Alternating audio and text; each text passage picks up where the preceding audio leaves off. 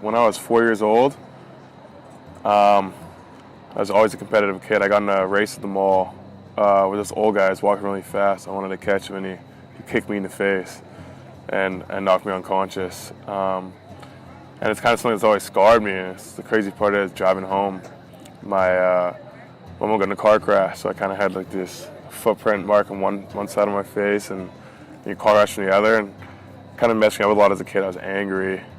Like I was super competitive. I was angry, and I had a teacher in elementary school tell me she's gonna see me in jail when I turned 18, and I kind of had this crazy long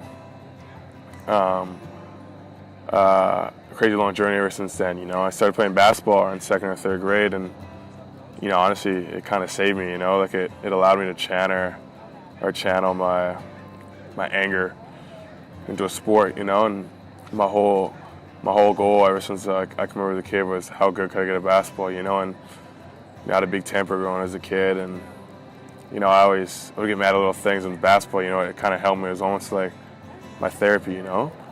And I lost all my anger at the time I got older. I started getting better, you know. And it was about grade 7 when I started to think I was pretty good. I thought I was, in my eyes, maybe one of the best players in British Columbia at the time. And I went to a drive trial and got cut.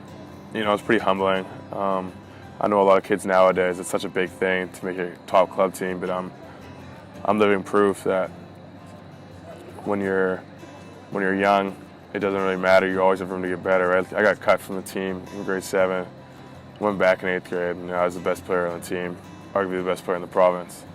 You know, so there's always room to improve. You know, for me, it was funny.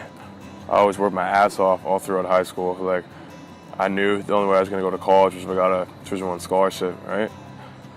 And so I grinded every day, every morning, every night. Like, I sacrificed a lot of things, right? a lot of partying, a lot of everything. And, you know, it's kind of funny, like looking back at it, you know, because the day I set foot on campus at Seattle U was the Division I school I went to after high school. I was the worst player there. Like, I worked my whole life, and I was the worst player on the team. And it was, to me, I could have looked at it two ways. Like, I'm going to quit or I'm going to get better.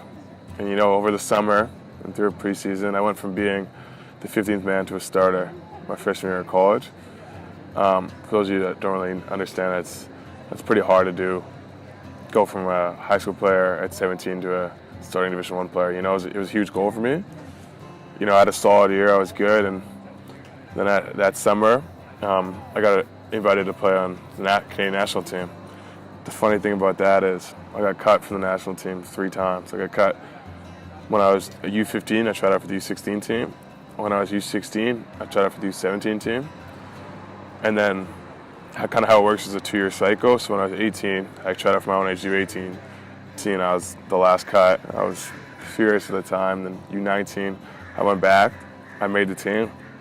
And I started, you know, and I played really well throughout most of the tournament. And, you know, I just kind of felt like I was on top of the world. You know, I came back to Seattle U, and I'll be honest, like, I stopped working that summer.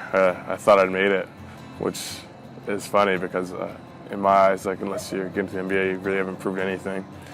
And I stopped working, and I went from expected to be the guy on my Seattle U team as a sophomore to an average player.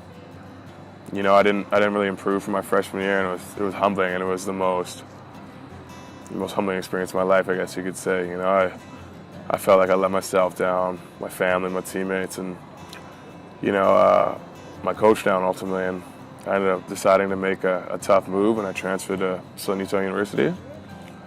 And that was something. If anyone don't know, in Utah, it's very Mormon. So Southern Utah is the most Mormon part of a state or place in the world, 90% Mormon. So for me, it was a huge culture shock. So that's for another day. Anyways, I went there and I got to work my redshirt year, and I shot 500 shots every single day for a year and a half and kind of turned myself into a shooter.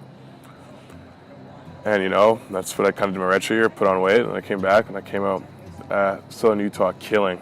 Going into Christmas break, I was averaging 17-5. You know, and unfortunately, I hurt my ankle coming back from Christmas, and I decided to play through it. And, my numbers dropped drastically. I just wasn't the same player, and it was almost depressing in a way. All this hard work felt like it was slipping. I ended up ending the year very strong. End of the year averaging about 13, 3, and 3. So really good numbers at a D1. I was a top 300 scorer in the country of 351 teams. So it was nice to me. And I decided to grad transfer from there, and I had a decision: do I come home or do I go to a Power 5 school? And ultimately, of all the Division I offers I had to choose from, I had 44, so it was tough. So I took visits to DePaul, Santa Clara, Oregon, George Washington. I was thinking about taking a visit to Louisville or Xavier, and I met with Coach Hansen at UBC, and all of a sudden something just told me like I should be coming back home to chase my dream here. And it's a plan, and it's something I really thought that might work. That might actually be a good idea, because it allowed me to get 2 more years of eligibility. And for me, that was huge because although I thought talent-wise I was ready to be a pro last year leaving Southern Utah, I really realized that I wasn't mature enough as a human being. So I thought coming to here would allow me to grow up as a human being as well as get better. And I made the call, and people thought I was crazy for turning down the offers I did, but to me, it's one of the best decisions I made in my life. I had a great year, and I've grown so much as a man this last year. And kind of the whole moral of my story, I've kind of jumped place to place, is to kind of always bet on yourself and believe in yourself. I had so many people who didn't believe in me. I had so many situations not go my way, and ultimately, it's turned out well. I've won a lot of awards over the years, and I've gotten better. I've made a lot of great friendships, and I could honestly say I've grown so much as a man in this last year that I'm excited and ready to become a pro next year.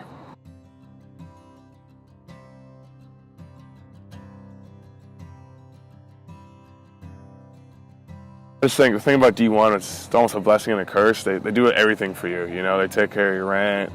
You have money. Like they're taking care of your food. So you never really have to do anything on your own. And I was just always like an immature kid, just always having fun, and I was always a young guy. And I kind of realized as I went into my last year in Utah and I had to step into a leadership role.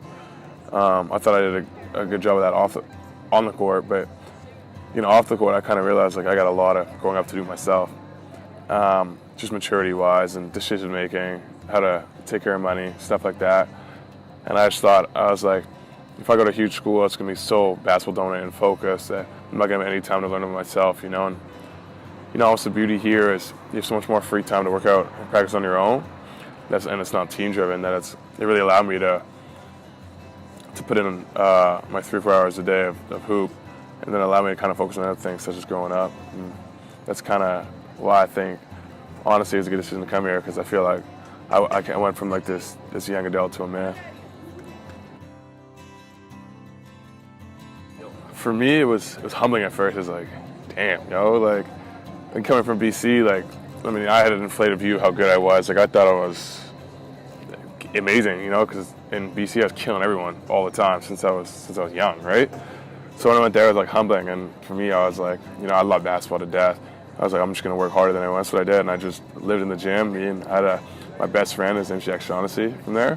He was a grinder, and every day we'd get in there, play one-on-one, shoot until 3, 4 in the morning, like every day. And it was nice to see me go from they're wanting to redshirt me to Jadon, we need you to play crunch minutes for us. And for me, it was I could have backed down or attacked it. I'm a killer, so I attacked it.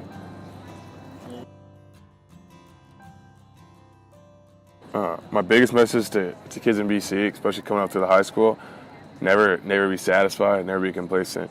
If you're good in BC, there's good players everywhere. You go to Toronto, there's hundreds of good players. You go to anywhere in the States, there's good players everywhere. You go overseas, there's great players everywhere. Don't be a prisoner of the moment and think you're unreal because you're doing well in BC, right? You got to keep going, keep pushing, and you got to work so hard that no one's working harder than you. That's how you're gonna get better, and that's my thing. Just never be complacent.